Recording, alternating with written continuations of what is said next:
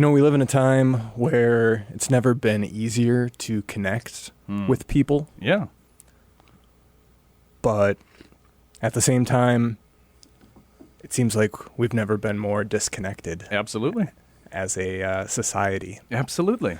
So I think, I think trying to build your community Yeah. and Yes. having a sense of community has maybe never been more important. Absolutely.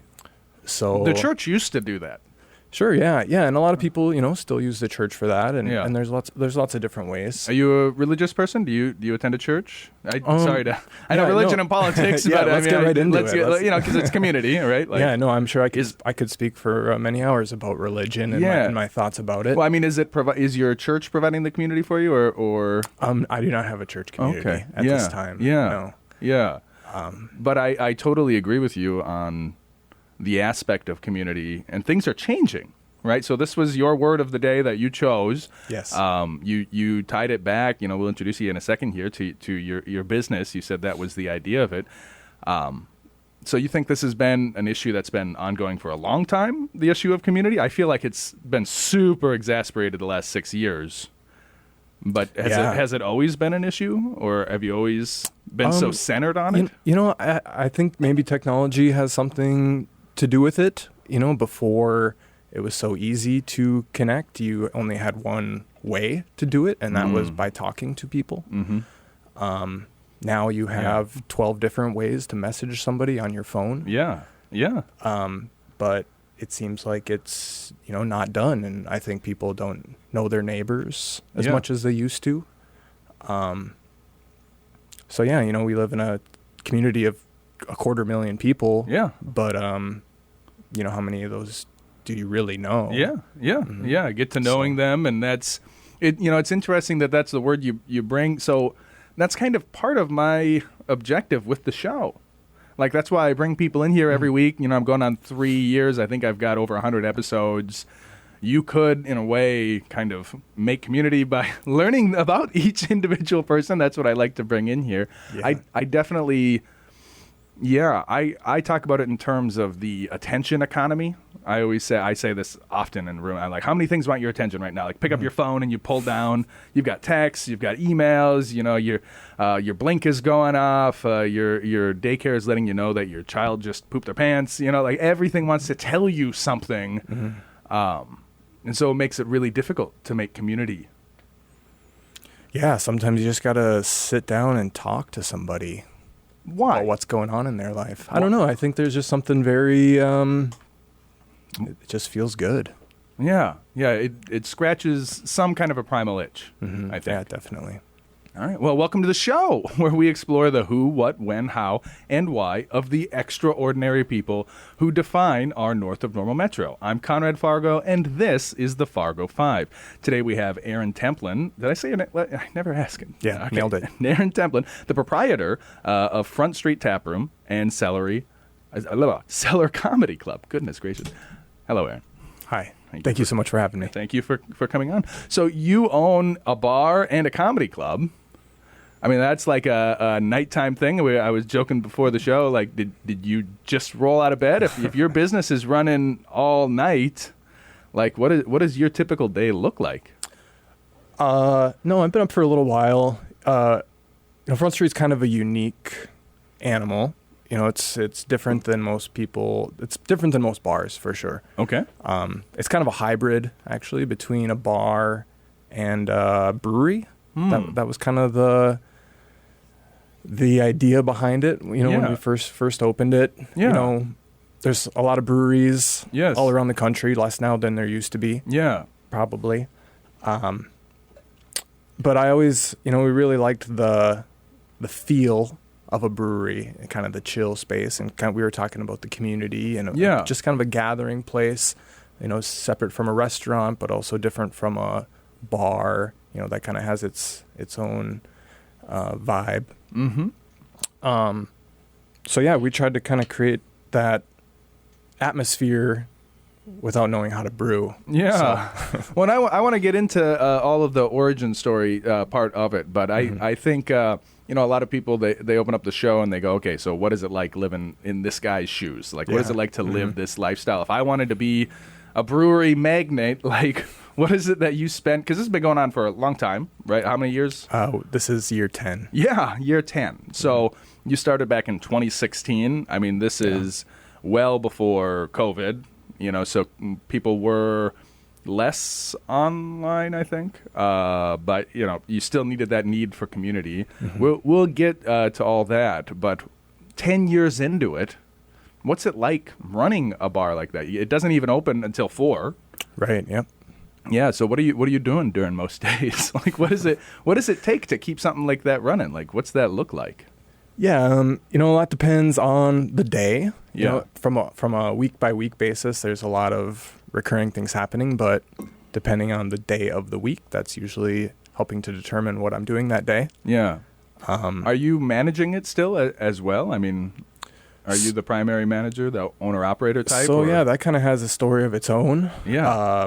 For the first 6 or 7 years, I was the primary general manager. Yeah. There every day, doing pretty much everything. Yeah. And then, COVID changed a lot of things. Yeah. Kind of all around in many different aspects. So it was probably in 2022 we hired a manager. Yeah. I was able to kind of step away, do some other things, do some other projects. What else are you working on?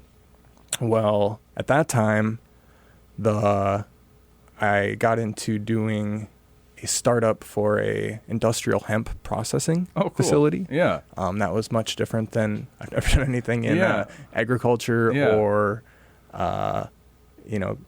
processing of egg. Were you doing that right here in North Dakota or across the river? Yeah, it was in Wahpeton. Oh, yeah. Yep. Okay. So did that for about a year. But that was kind of the catalyst for bringing on a manager, taking a step back. Yeah.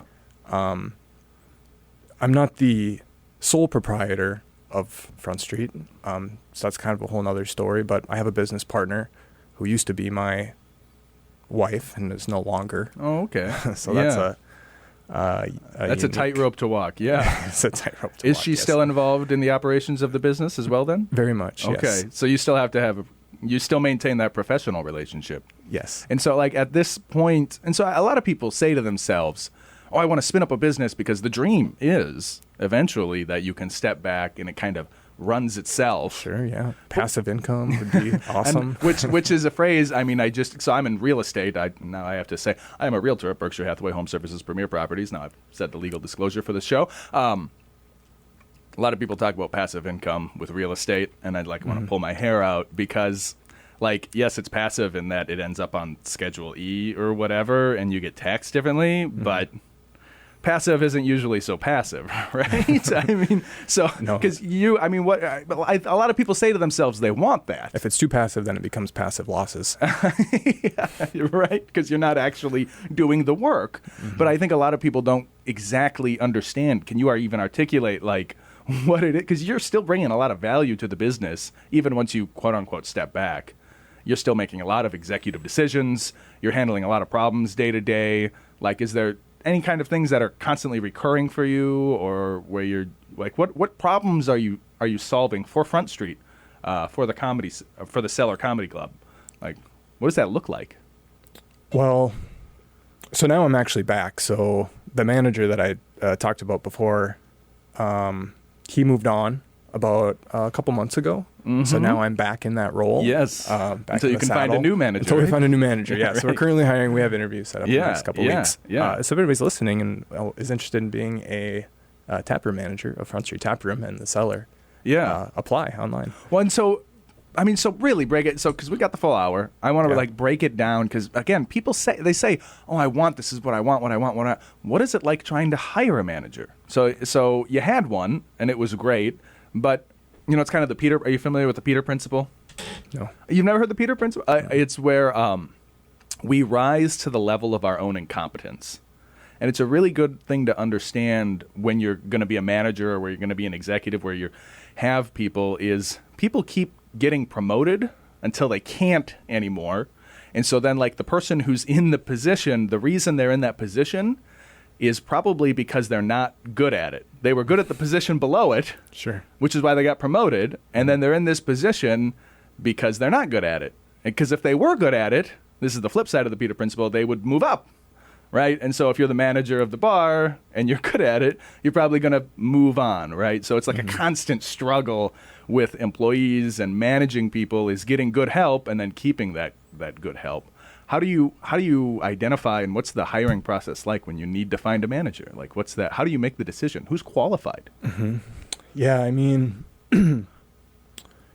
it's a service business, so you definitely want somebody who has some experience in the service industry, and a lot of it just kind of comes down to your gut. Yeah. You want them to be providing that high level of service to kind of, you're setting a scene for the customers. Yeah. The customers is really, you have to keep them happy. Yeah. To keep them coming back. Yeah. So I think, that's a big part of it, just that customer service aspect, and does their personality kind of match to be that outgoing, but also caring and thoughtful about kind of of what's going on. I think being honest, you just gotta kind of get a sense of that. But are you looking for people with restaurant experience, or like what is it like hiring? Like you put it out where, on Indeed, on Facebook, and pretty much. Like, are you just flooded? People talk about the job market, but you have like an on the ground, because this is, it's not a bad position, but it's also, it's food service kind of, right? It's a service industry. What's that like? Are there a lot of people trying to interview, or trying to get an interview? Yeah, we've had quite a few applications. Yeah. And what's the quality of them? So my business partner, Lindsay, she's kind of been handling most of the human resources side of things. Yeah. So she's been setting up the interviews.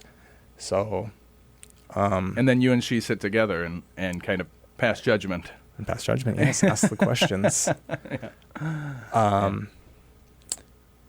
Yeah, I don't know. It's kind of a hard question to answer as far as exactly what you're looking for. It's kind of, you just, you know it when you see it. Yeah. Yeah. You kind of hope for the best, and you ask the questions, and try to find the right fit. You know, because there could be a great candidate, but is it the right fit for our culture? Is it going to be the right fit for the dynamic that we have going on? Yeah. We have 10 years of experience doing this, so it's changed. From even 6-7 years ago, or sorry, 3-4 years ago. Did you just? I'm going to keep saying it. Yeah. Oh boy. We've had a manager now, so we kind of know what we're looking for, or what are the roles. Because there's a lot of different things somebody could do. You have all these different aspects. You have the marketing, you have just cleanliness, you have stuff is breaking down all the time, so who's going to fix that kind of thing. We have all the events, we have special events, you got to set up for that. You have communication with people doing private parties. And it's just like you said, if you're too passive on the selection, then it becomes a passive loss rather than passive income. Like executive management it's a whole other game, it's a whole other level, it's a whole other job from just management, which is a whole other job from starting up, right? So you said you started this 10 years ago. Yeah. What I'd like to know is, where did the idea come from? What were you doing before then? Yeah, so I graduated from Concordia in 2006, and my first job out of college was at the Shields Arena. I was the assistant food and beverage manager there. And at that time, the Shields Arena was a pretty new place. Yeah. They're just kind of, the Fargo Force were there, but not a whole lot of other things going on. It was still a dirt parking lot, and there was basically nothing around there. So the Shields Arena, that's, and this is, I'm trying to picture back in 2006. This is back over now kind of where Costco is, just a little south of there. Yes, Like and I'm sorry, I misspoke. This was 2010. Oh, okay. Graduated college. Okay. Yeah. Okay. And so it's pretty new out there, right? I mean, there's not a lot, like you said, the dirt is out there, but it's a whole arena. Did you use your college degree to get that job, or not? What was your degree in? It was in accounting. In accounting. Oh, okay. But I did. I spent a lot of time in the dining service, and I also kind of specialized in the concession side at Concordia. So all the football games, volleyball games, soccer, basketball games. That's a specialty in an accounting degree? Well, it was a specialty for me. Okay. Because of your experience. Yeah, I don't know.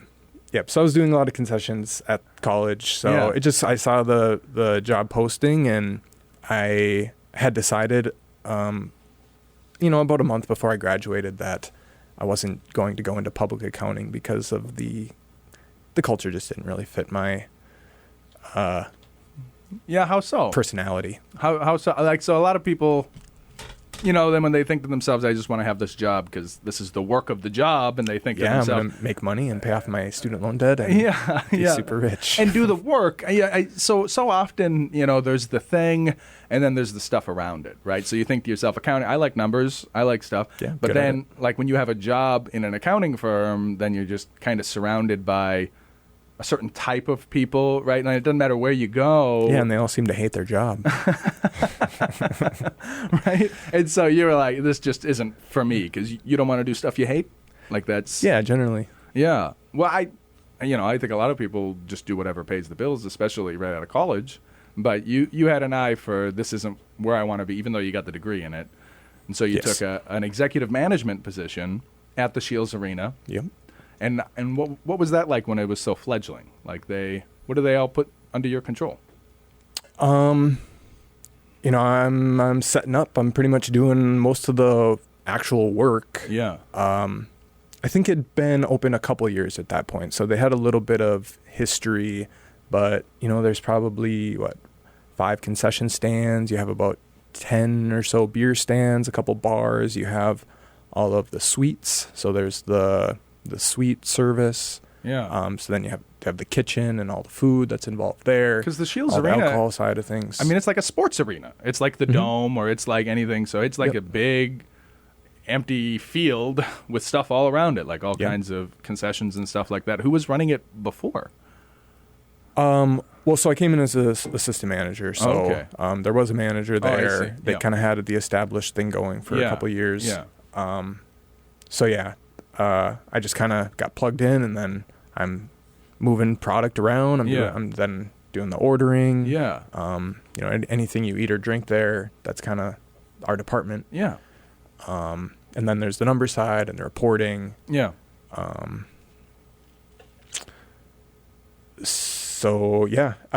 Ended up doing. I was doing that for 2 years. Yeah. And then my boss left, and I got put into his role. Yeah. So I'm pretty young at this point. I'm probably 24 years old, and now I'm managing 60 part-time employees or so, and kind of this whole thing. Mm-hmm.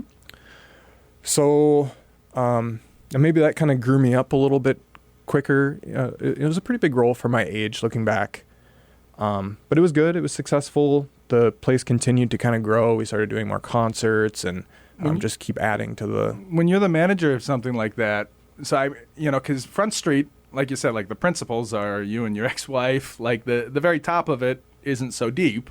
You make a lot of the top-down executive whatever is what you say is how it goes. Shields Arena, I mean, there's got to be a giant board above, right? Like that must feel, I can't imagine, like trying to do management in that position has to feel really tight. Like you've got those 60 people under you, and that's a lot of power, but how are you able to make, who's above you in something like that? Really just the general manager of the whole facility. Yeah. So I'm kind of the head of the department, and then you have the general manager who's head of all the departments. Okay. Yeah, no big board or anything. Had quite a bit of freedom to make decisions. Okay. But then also, sometimes decisions are made that I just have to say, yeah, yes, sir. It's because it's more of a corporate gig. I mean, it's because Shields is so big. Kind of, but it was also, the general manager started at the same time I did, so we were both kind of learning together, and it's a new thing. So you're just trying new things, and so there was a lot of latitude to make executive decisions, and that's going well for you. And then in there, you get the idea, I want to start a brewery. Not exactly. Not exactly. It was more like I decided, I think I've been here long enough, and I want to try to do. I want to do something else. And the season is over, so now is the time to strike. Yeah. So no, I actually didn't have any idea for Front Street. I had a real estate license actually. Oh. So I for your sins. I went and got that. I was listening to a lot of real estate podcasts. I thought, this is a way out. How did that go? Did you practice for a while? I sold one house. Yeah. Yep. What brokerage were you at? You don't even Keller remember. Williams. Okay, KW, yeah. And then you still collecting passive income? No. No. Were they doing that back then? That's part of their thing. I don't know. I wasn't there very long. Okay. So it was actually when I decided to leave the arena, I had some vacation times saved up. So Lindsay and I, we took a vacation during that time, and we went to Florida, and we were just vacationing, staying in an Airbnb, going around, seeing the sights, going to the breweries, and we ended up finding a place. This is in St. Pete's, where they were serving all Florida beer. So that was kind of the start of it. It had the feel of a brewery, but they weren't brewing. So it had that taproom vibe, but all serving all Florida beer. And it was kind of like, wow, that is pretty cool. Haven't seen anything like that before. Craft beer was definitely on the rise at that time in 2016. Lots of new breweries opening up, lots of cool, exciting brews to try, different beers. It was a very exciting time and to be like a craft beer fan. And so you were on vacation from the Shields Arena job. Yes. Had you quit? I had quit. I had 2 weeks left. And so you were like on a severance kind of a situation. Yeah. And you didn't know what you were going to be doing? I did not have a plan. And so you said to yourself, I have no plan, but I quit my job. Let's go on vacation?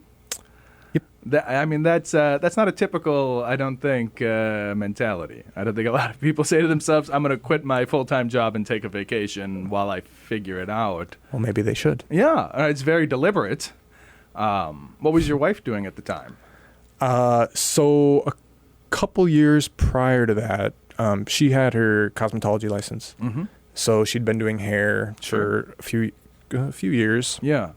And then it was probably been 2014 is when we opened up a salon. I see. So that was kind of our first jump into opening a business, so you'd going through that whole rigmarole. With your wife. And so you hung out the shingle for her, like you and she did that together while you were running the sports arena, or is it mostly her concern, or was there another business partner at the time? Yeah, yep. So she was running it, but I kind of helped do the business side of things and the numbers and kind of make sure all that was taken care of. But it was definitely her kind of, she was there doing the thing. She probably would have liked me to be more helpful. Well, you were busy. You had a full-time job. Yeah. Yeah. And so was she like just a solo practitioner then, or like with a salon? With booth rentals. Oh, okay. Yeah. That kind of model. So she could have her clients and then also have other people that are renting booths from her. Is that still running today? No, it got shut down a few years ago. Yeah. But it had a good run. Yeah. Well, and that's one of those things. So, I mean, you didn't have any prior. Where did that? So, I mean, it just strikes me as unique that you're so willing to just jump off and jump out and go in all these different directions. Were you always like that? Like, did you start up your own businesses during high school or anything like that? Like, where's this entrepreneurial spirit come from? Yeah, I think so. I think it's just always kind of been in my head. Had a few kind of small ventures as a kid. Like, what's a small venture for you? Like, what is that? I don't know if I should say. Okay. Selling perhaps less than legal. Selling, less than legal stuff. Probably shouldn't have, probably doing some things I shouldn't have done. Yeah. But that was, no, look, I always, when I was of the purchasing age, now I'm an old man. I don't do that kind of stuff. But I would always say thank you for your service to people who would run those kinds of businesses, because that's necessary. It's a real entrepreneurial risk selling, for sure, selling like that, because the risk versus the reward is pretty outsized. I wouldn't want to do it. I don't have an appetite for risk. Right. I mean, apparently it doesn't bother you though, right? So that seems to be for better or worse. Yeah, I guess so. Well, you really have a high tolerance for risk, which serves the entrepreneurial spirit well. I mean, why are you such a risk taker? Do you have? I mean, I don't really consider. Yeah. Other people looking from the outside in might think differently, but I don't really consider myself a huge risk taker. Yeah. It's generally, at least it's calculated. Yeah. Yeah. As long as you're the one involved in it, you don't mind taking the risk. Yeah, like I'm not like I don't like to gamble, I don't play blackjack because I know that the odds are stacked against me. Yeah. So I don't like that sort of risk. I often compare entrepreneurship to gambling. I say it's like gambling with much, much better odds. Yeah. Because like having a job is the sure thing. Mm-hmm. You show up to somebody else's business, you do exactly what you're told, and they pay you like they promised to, right? Like you're guaranteed a payout. But when you purchase a product and then you're going to try to find buyers for it, like that's always a trouble. When that product, has other liabilities, then you got to take on those. If there's spoilage, like the product goes bad, like now the product could just go bad. Or if it gets, if it's liable to be confiscated or stolen one way or the other, now you have a product that's gone missing, and you took that risk to take that on. I think a lot of people, most people, prefer a more, I press the button, I get the pellet kind of mentality. You don't seem to have that. That's boring. Yeah. Okay. So you like the dopamine hit of the taking the reins. Yeah, maybe. Well, I think I just don't make a very good employee. Yeah. I think that's kind of been a pattern in my life. Yeah. Generally, I have opinions. There's something about my brain that I like to do things really efficiently. Mm-hmm. So sometimes I just have a history of butting heads with my boss. Yeah. For the waste many different is reasons. Painful for you? Yeah, or just the decisions that are being made or the policies I think are dumb. Yeah. Or I just don't want to follow them. Yep. So, yeah. Yep. Yeah, that's definitely been a pattern. So, yeah. It's much easier for me to be the boss than yeah. I don't know if I'm a better boss than an employee, but it works better for me. Well, it seems to be the theme, like an unwillingness to take orders from people giving stupid orders. Yeah. Right? Like it's painful. I get a lot of, that's basically what the show is at the end of the day, is mostly it's entrepreneurs, right? And people come in here and that's usually the story. A lot of the times, ironically, is this irony? Ironically, they come from a military background, right? And like they get tired of taking orders from idiots because that's all you do in the military. And so they come out of it like changed in that way. But you don't have any military service or anything like that. You just are naturally unwilling to cooperate with what you see as obviously a stupid decision. Like were you like that way as a child, like constantly getting in trouble with the teachers, that kind of thing too? I wouldn't say constantly. Yeah, but it's definitely, there's a personality type. And and it was mostly in work environments. Yeah, that's where I would butt heads with bosses for sure. I was a very good student. Yeah, a good student, but if and so like my example of it, I was the guy who would get up in the middle of the exam and like argue with the teacher over the multiple choices, be like, well, this could apply if you looked at it this way, this could apply if you looked at it this way, and the teacher would, like, after I argue with them for enough time, they'd just be like, the answer is B, Conrad. Just select B and sit down. And get up and do that 3 or 4 times. Like, were you doing stuff like that? Or? No, nothing like that. Okay, No. So you can color inside the box when you have to. Sure, yeah. You just make choices where you don't have to. Yeah, I guess. And so, yeah, that makes accounting a strange. Why would you go for accounting of all? of all things? Well, back in 2006, there was a lot of jobs in the accounting field. Pretty much everybody who graduated with an accounting degree had a job waiting for them. Okay. And it paid well, and I was good at it. So I was always good at numbers. Some people struggle with accounting, but for me, it came pretty naturally. Yeah. And like I said, I've always been interested in business. So those things go hand in hand, the accounting departments and the business. You could have gotten a finance degree or an econ degree. Yeah, and those things were less interesting, I guess, to me at that time. What is it about accounting that you like, specifically like double entry bookkeeping, accounting, like that whole thing from the 1500s? Like that's exciting to you? I think more just the general business aspect. Yeah. And then the accounting part was more like to get a job. Yeah. Yeah. And so, but then in 2008 things changed a little bit. So by the time I graduated in 2010, the job market was less. It was definitely less. There was less jobs. It was more competitive. Yeah, 2008 was a eye-opening time for a lot of people. As with an accounting background, was there anything about that crash that maybe you feel most people are getting wrong, or something you saw that maybe most people wouldn't see? I don't think I was paying attention that closely. Really? Okay. No. Yeah. It just kind of happened. Okay. That's what set me up. So, like, how I know you is you've attended. We used to do it at Brewhalla, but that place is just not hospitable to a conversation. You've got that mezzanine at Front Street where we get together, do Beer and Consequences. We sit down and talk about finance, things like that, economics. Yeah. That also obviously is up your alley, I suppose, with liking the business and liking the numbers. Yeah, definitely. I've been, at least for the last couple of years, I was pretty scared of the stock market for quite a while. And also I didn't really have any extra money. Yeah. And I was paying off student loans for quite a while. Yeah.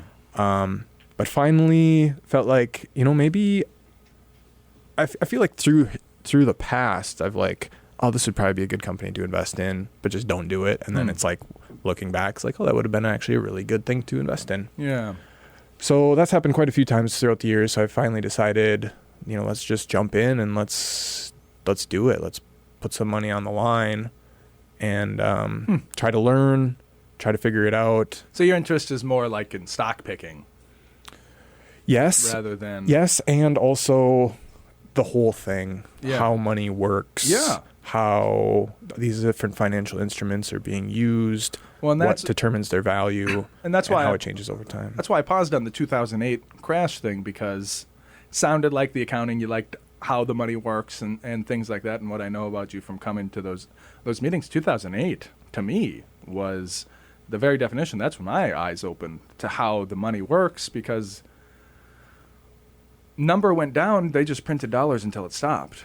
Right, like that was a big. It seems like they haven't stopped. Well, they've only accelerated further, right? And so, that was a big eye-opening time for me. That's kind of when so that's how I got into real estate. So I didn't get into real estate because I thought it would be a good job or anything.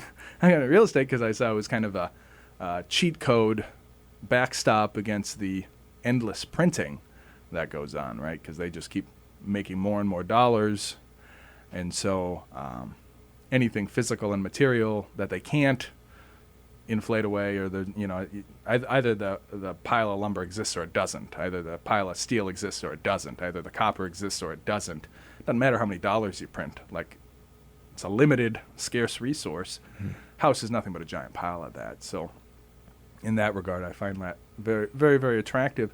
But that never sparked that in you, even though 2008 had such a change on you, because you closed out the accounting degree, but you're like, there's not the jobs here. I'm not interested in the people who have those jobs here. But your wife is going to cosmetology school at the time. We both graduated at the same time. Yeah. And so she hangs out the shingle. What was so that was your first foray into like legitimate hanging something out and jumping off. What was that like with her? Like, Did you like whose idea was it? And yeah, man, that was so long ago. It's hard to remember.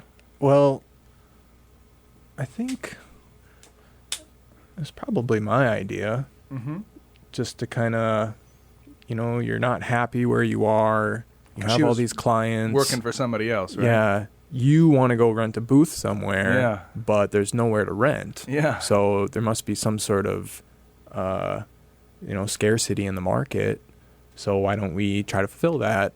We can kind of solve both problems at once. How hard can it be? Yeah. Kind of thing. Yeah. Yeah. And it really wasn't that hard.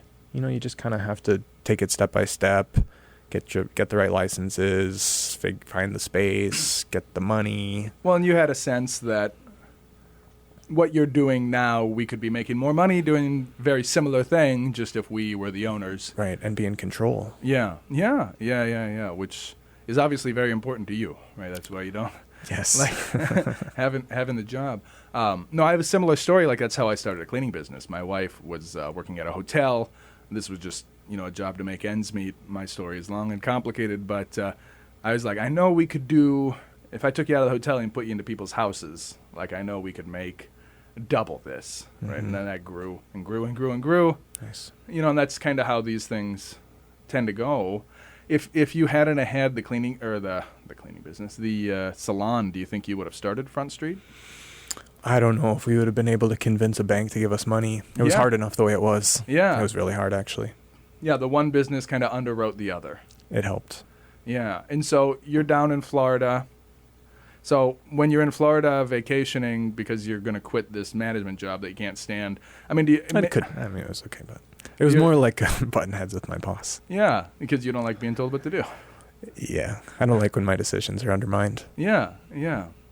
And so, but where does the real estate fit in there? So the first thing you tried to do was real estate. Well, that was my backup plan. Yeah. Yeah. That was my fallback.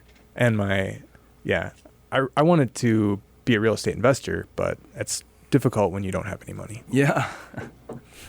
Yeah. I mean, it's so similar minded. That's how I didn't give up on the real estate. Mm-hmm. I just kept plugging away. Maybe, and what year was it that because I've been in it 10 years. I mean, we almost got. This would have been 2016. Yeah, we almost got our license at similar times. Yep. Yeah, it would have probably been the beginning of 2016 when I got the real estate license. There, but for different paths. Mm-hmm. So I kind of had to make this decision, because I, somewhat wrote out a business plan for the bar in Florida, and then come back from vacation, and I have the real estate license. I'm just leaving the arena, so I'm kind of like in this liminal space where, all right, what direction do I want to go? Yeah. Or do I want to just go get a job? That's always on the table too. Yes. I have skills that I could find a job and go that route. I think every entrepreneur or self-employed person says, should I come in from the cold? Is it time? Right. But just decided, well, so you got to jump through hoops. So, ultimately, obviously I went with the bar, but okay, what's the first thing? Can I actually even get a liquor license? So why don't we just start there? Let's explore. Let's see if I can even get one. So you go to the liquor meeting and you talk to the people and you fill out the forms, and then you get some resistance, and then you push through that resistance, and then it's like, okay, because the number of liquor licenses that we wanted, and part of the reason that we went with the model that we did was simply because of how kind of convoluted and frankly kind of crappy the liquor license system is in the city. Yeah. Now tell me more about that. So when I walk in, can I get whiskey at your bar? No, don't. Beer and wine. It's just a beer and wine license. Yeah, beer and wine license. Yeah. I mean, if you want to open up a bar that has full liquor and a bar and everything like that, if you could get a license, but you can't, it's like $150,000. Jeez. So that's just boom, right off the bat. Which you didn't have. Definitely did not have that. No. But if you just want to, and at this time, if you just wanted to serve beer, which is the same license that Worst Beer Hall had and Jail Beers, it was, I want to say $2,500 or $3,500. Yeah. Much more manageable. Yeah. But they also had caps on the license. So that was our first hurdle. We had to caps say, what kind of caps? Like we're only going to give out this many licenses. Oh, yeah. So they had previously expanded it by one so that different jail beers could get a license. So we basically went in and said, hey, can you add another one? Rather than doing by one, do by two. Yeah. Yeah. So they did. So that was kind of our first win. It's like, okay, cool. Now we need, but in order to even apply for this license, and now it's like, okay, city created a license. Now anybody can apply for it. Mm-hmm. If you want it, you got to apply for it, but you got to have a location. Yeah. So then it's like, all right, let's find a location. Yeah, because your wife is out there with the salon. You don't have a job. Yeah. So how do you, what's the process of finding a location? Like, what's that? We knew we wanted to be downtown. So that's a limited area. Yeah. So what's available? Yeah. So you start looking and seeing what's available. You go contact real estate agents. I bet you almost ended up on MP. No? No. Okay. We almost ended up in it was Doug Burgum's campaign office. Oh. And I can't think of what's there now. Probably like might be the that Asian restaurant place up on like 4th. Yeah. Anyway, yeah. So we were almost on the north side of downtown. But actually we kind of got ghosted by the real estate agent. Yeah. So well, commercial real estate's a whole other game. And it was like, I think it was the second location we looked at is where we actually ended up, which is on it's 614 Main Avenue. It was the former location of One World Boutique. Yeah. So that had just closed about 6 months prior. Yeah, they had all kinds of like little knickknacks, right? I think it was kind of like a hippie boutique. Yeah, you get patchouli and this smelled like patchouli and hippie clothes, bohemian stuff. Yeah, I think I got some measuring cups there once. They were made like those Russian dolls. Oh, sure. You pull them apart and they all had different measurements. Nice. I think that's where I got those. Yeah. Yeah. So they closed down. Maybe you know Justin Berg. Yeah. He's an important character in the story. Okay. Because he's the one that bought that building. And then they did like a full renovation. Mm-hmm. So we came in, it was like there's stuff everywhere. It was like hardcore construction mode. Yeah. And when we first walked in, we were like, nah, this is not our vision at all. This is way too nice. This is way too big. Yeah. we were thinking of like this kind of dumpy, kind of more like, do you remember the Frothy Stash? No. But you wanted to be more like a hole in a wall. Yeah. I don't want to name something any names. Small, something, just kind of chill. Yeah. But, yeah. Well, Front Street's not maybe huge. Even a little. I mean, I'm not trying to talk down about Front Street, but it's not huge. It's not huge, but it's pretty big. Yeah. You feel like, okay. Yeah. The tall ceilings and it's kind of, Did it have that mezzanine in there? I love that mezzanine up there. Yep. It's a great spot. Yeah. So, yeah, I mean, we ended up convincing ourselves that it was a good idea, that this would be a good spot. Yeah. But you had to get financing for it, or they just signed the lease. Oh, no. No. No, so we were able to apply for a liquor license at that point, I think. But no, financing. So that was the next step. Which I'm like, I think when I first like made a plan, I'm like, okay, I'm going to give myself like a full month to figure out financing. And I don't know, it probably took like 4 or 5 months. Well, I mean, did you put together your own projections to figure out the DSCR and take out like an SBA or? Yeah, I tried a few different things. I mean, put together a business plan, some projections. Tried to go the SBA route. I don't think we didn't end up doing that. Who ended up funding you? Bell. Yeah. Yeah. Probably talked to like 12 different banks. Yeah. Got a lot of no's. Well, I think a lot of people don't realize that about, like residential and commercial are so different. Like when it's a residential, like either you fit in the box or you don't. Like shopping around looking to get qualified isn't super helpful. But for commercial stuff, like you do. And a lot of people, they get 2 or 3 or 4 no's and they go, this must not be possible. It's like, no, you got to keep shopping it around. It was like that with the salon too. So I'd kind of known, just keep asking. There's lots of banks. Yeah. So for anybody out there listening, if banks tell you no, just keep asking other banks. You had to take a loan out to get the salon. Yeah. So you were the salon itself. Did you buy the space or you leased the space and then subleased it to get the booths going? So you had experience with that, but when you were working at the time when you got the salon going, right? Yes. So you had the job, right? And so and I think a lot of people don't realize, they say to themselves they want to be where you're at, but they don't understand is like you need to step. There's steps. You have to have the job that underwrites the one business that cash flows that will underwrite the next business. Like, because if you had wanted to just jump off into Front Street, you probably wouldn't have had the numbers to make that happen, right? Front Street was probably a bigger jump off, and only because the salon was so successful, or maybe not. Is that not the case? I wouldn't say it was so successful, but successful enough. Successful enough. Do you think you could have just positive? Could you have skipped out on the salon and just jumped straight to Front Street while you were keeping the arena job? No. Yeah, right? And so that's, like, I could have never done real estate. Like, real estate, so, yeah, like you said, you only made the one sale. The timelines on it are crazy. It takes years to get your pipeline going, to be known, liked, and trusted by enough people. You don't just open up the door and customers come in. Like, you got to beg for a long time. Like, please, let me help you buy something. Please, let me help you sell something. It's just kind of, but I could have never done that if I never had the cleaning company, which had the cash flow. So even though I didn't get the funding, I needed the underwriting in my own internal metrics to make it, keep running. Right. So I want to go back to Florida though. So you came back from Florida with a business plan? That's pretty rudimentary. It was, yes. Yeah. But I mean, so you that spark. I mean, I like to talk about the conception of the idea. It's like getting pregnant with the thought, right? Mm-hmm. Like it starts to grow inside of you, and that spark that happened in Florida in the bar right then and there. Yeah, like you walked in, you said, I want to own this.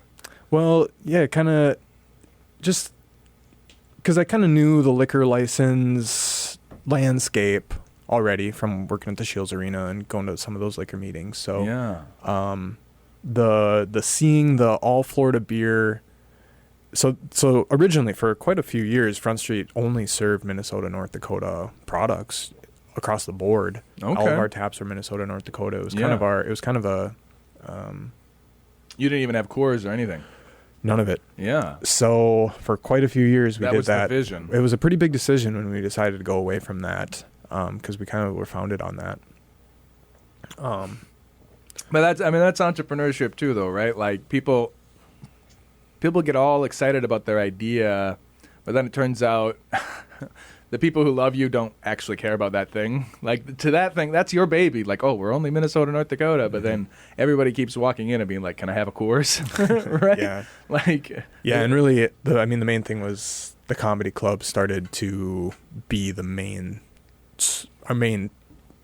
part of the business. Yeah. And then also like private party reservations. yeah, We made a conscious decision. Hey, this is what's working for us. Let's go into that. So it's like those people aren't showing up to drink local beer. yeah.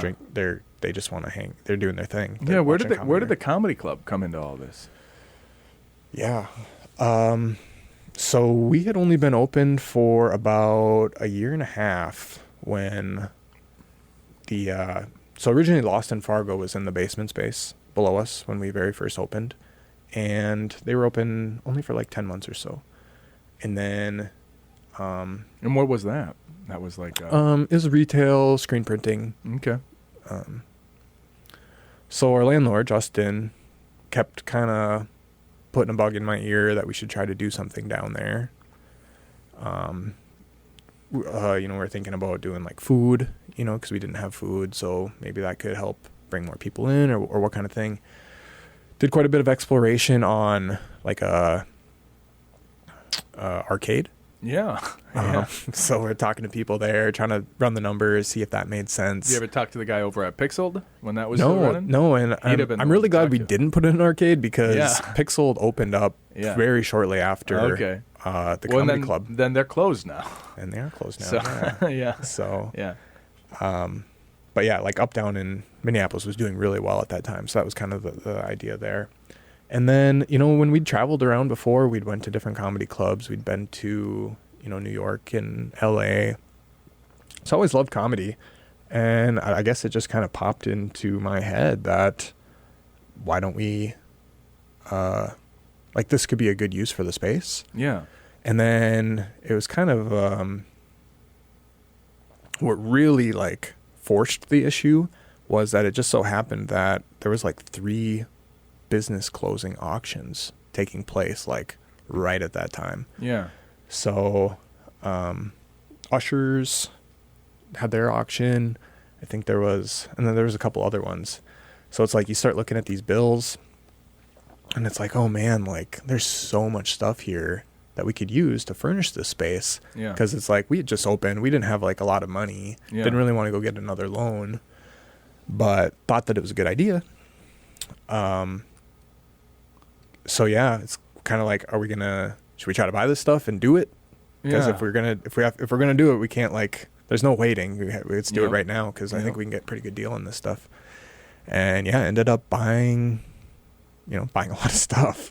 I mean, so you say that you say that, well, I want to consider myself a big risk taker. I take calculated risks, but like, what was the calculation on starting? You come back you get all excited in Florida, and you're going to come back and start this business, but you don't have a sense of people are actually going to show up. Like that is the hardest part of any business is actually, and you saw that with real estate. You can have everything in hand and you can be good at doing the job and able to do the job, but if nobody wants to hire you or give you money, then you got to do something else. It's a big investment to jump off into Front Street. Like that alone is a huge, like, where did you get the idea that, oh yeah, I'll make money on this? Like, what was the fallback plan if it didn't cash flow? Like, what were you going to do? Oh, there was no fallback plan.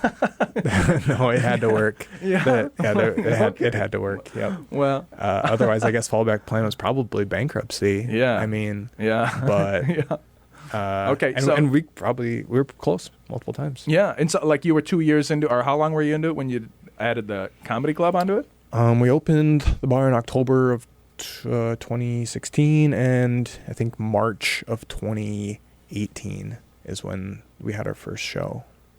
Well, and so, but it took, like you said, all that prep time before. I mean, how long was it from when you said, let's jump off and do this to when you opened? It was the comedy club? Yeah. A couple months. Yeah. Yeah, it wasn't, that one wasn't too tough. Okay. Yeah. But you were only open for 2 years. Front Street must have been cash flowing well by then. I mean, what was that? I don't think it was. Yeah, like the first. It was like couple break years. even. Yeah, it's pretty much been a break even business for most of our existence. Well, food service is right, and yet you say let's add more spinning plates to this. Like what? Yes, let's get more people in the door. Why? Okay, yeah, because it was a way to get more people in the door. Yes. You said this will synergize. Yeah, and I think we got some sort of special deal with rent. Yeah, kind of because he knew he had a good tenant already. So he had a tenant, and he'd like to keep it. Yeah. Yeah. Okay. And then now we're in the cellar, and it's more space, and it's a cool thing. What's been in every business, and so I talk like my cleaning company. The business, the work of the business is not the hinge. It's not the bottleneck, right? Like the cleaning company, it doesn't really matter how good a cleaner you are, really, or how good your cleaners are. It matters, can you sift through the never-ending stream of drunks and meth heads to find reasonable people who will actually show up, right? Like that's the job, right? Mm-hmm. Real estate is similar in that, like, yeah, I'm a very good realtor, but like that's not it, because it's not enough with referrals. Like you have to be out there hustling and getting people to know you all the time. So like the bottleneck is just being known, liked, and trusted. So like, are you willing to go out and be that social all the time, right? Like what's been the bottleneck for Front Street and the Cellar as far as like, like, yeah, you serve drinks and you get people in the door, but like what's the hard part of that job? Or that what's the hardest part of owning a bar? Yeah. Like what's the constant bottleneck that like if I could just solve this, right? Because like if I could just solve it with the cleaning company, if I just had a never-ending supply of laborers, I'd be a millionaire with just a cleaning company, right? If I had a never-ending supply of people who wanted to buy and sell real estate, I'd be a millionaire with real estate, right? Like if I just had that never-ending supply, like what is it that's difficult? Is it like just getting people in the door, and how do you solve that? Yeah, definitely. And I suppose getting people in the door, sure, it's like there's a lot of competition for what we provide. Yeah. So what are we doing that differentiates us? And how are we and providing the service that wants them to come back, that gets them to come back. How do you solve that? I guess marketing, which is a constant struggle and challenge, but you do your best. And then, like I just said, it's providing the service to get them to come back, to create recurring customers. What do you do to market a bar? Like, what do you like? Well, we don't do much. What we do is we market our private events, and we market our comedy shows, and that gets people in a lot of times for the first time. That's where we put our marketing spend. Marketing's expensive. And with a place like us, it might the economics might be a little different for a restaurant where someone's coming in and they're spending maybe $30 a person or something like that. Well, with us, they're probably only spending maybe 10. Because we don't have the food, it's just a drink. So kind of our per customer return is so much less that it was always a challenge for us to find any marketing that seemed like it was worth it. So you need like a high volume. Like on a good day, how many different customers are you getting? Like, and are you open 7 days a week? We're not open on Sundays. Okay.